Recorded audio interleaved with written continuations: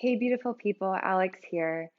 I want to walk you through the transition from downward facing dog or three-legged dog into wild thing.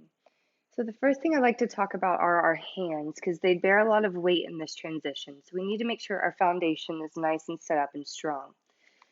So my hands are about shoulder width apart. My fingers are spread nice and wide, and I'm rooting and grounding down through what I call the triads of my hands. So the pointer finger knuckle, the thumb knuckle, that space between, rooting actively into the mat so that I'm avoiding rolling on the edge of the pinkies. So that's going to help protect the wrists. So the eyes or creases of my elbows are rolling forward towards the front of the room, and that's going to help bring the shoulders in alignment with their sockets.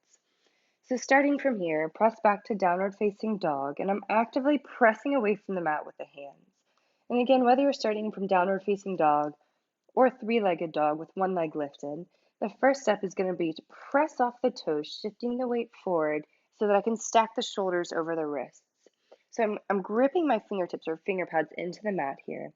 And from here, you either already have your leg lifted from three-legged dog, or this would be where you shift from downward facing dog to lift the leg when your shoulders are stacked over the wrists. So my right leg is lifted. I'm going to bend the knee, open up the hip.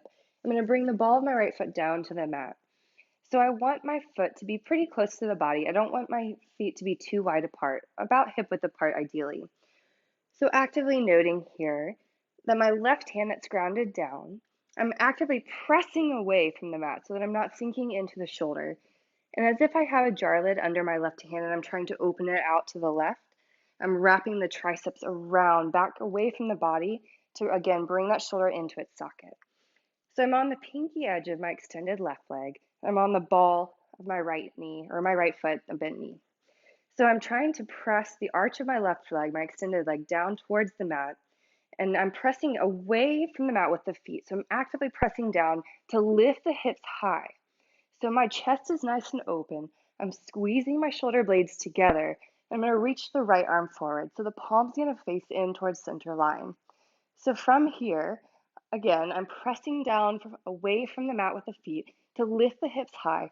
And I'm trying to open up the front body towards the sky. To come out of it, we're going to slowly start to drop the hips so we can bring the chest from open to curled close, bring the right hand back to the mat, spin to the ball of that left foot, and step the right foot back to plank.